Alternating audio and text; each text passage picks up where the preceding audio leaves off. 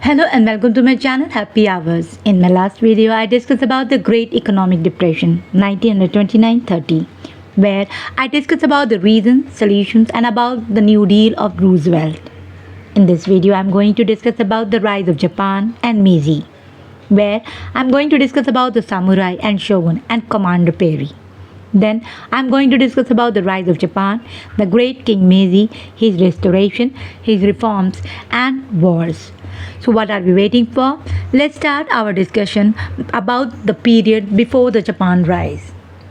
In 18th and 19th century, Japan was totally cut off from the rest of the world. Japan was a mystery for others. There was monarchy in Japan, but in behalf of monarchy, shogun and samurai were ruling over Japan.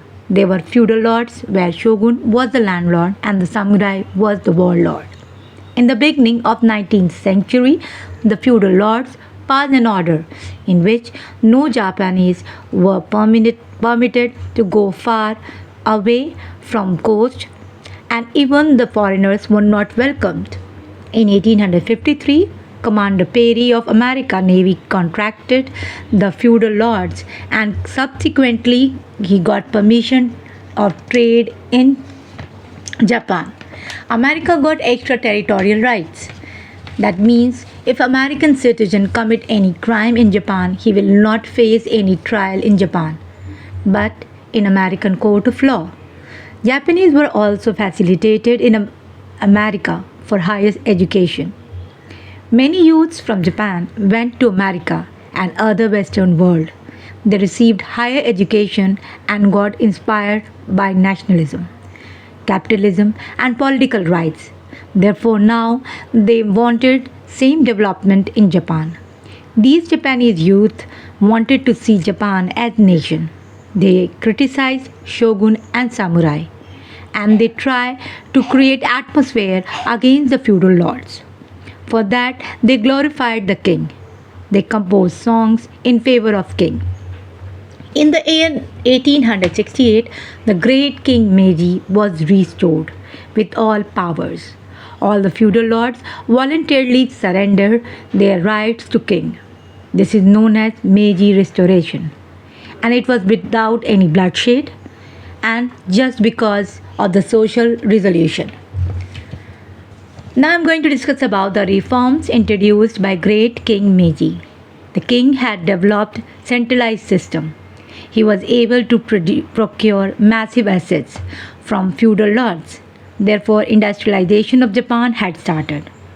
Public money was also utilized for development of Japan. First stock exchange was also established in Japan. Meiji had started communication revolution, that is, development of rail, road and waterways. By this, all islands were connected. Big industrial houses got encouragement from the state like Honda, Mitsubishi, Shikai, etc.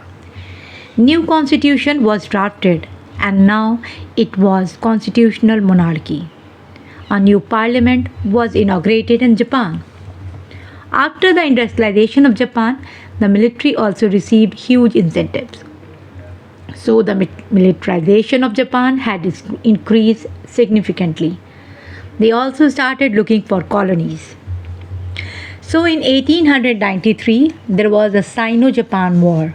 In this war, China got defeated. And war ended with the Treaty of Szymanski in 1895.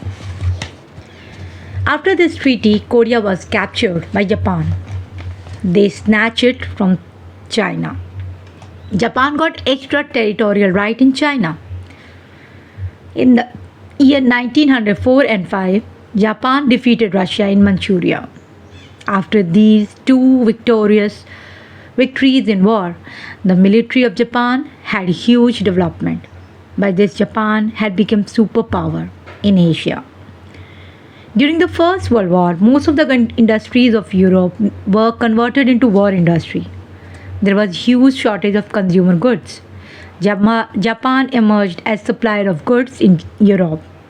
Even America could not compete against the Japanese in supply of heavy machineries. All the railway parts were supplied by Japan. Therefore, the First World War the industrialization has developed, and so has the militarization. Japan had built up huge navy power. It started dominating in Indo-Pacific region. Japan invaded over Manchuria in 1937. There he defeated China and captured. The League of Nations failed to check imperialism of Japan. Japan started looking for Asian imperialism and became part of anti-British alliance. This led to the establishment of Rome-Berlin-Tokyo axis, which played a devastating role in the World War II. By this we have understood about the rise of Japan, how it became the superpower, its vital role as a supplier during the First World War, and establishment of Rome-Berlin-Tokyo axis, and which lead to the Second World War. By this, I am going to conclude my video. If you find it interesting, kindly like, share and subscribe. Thank you.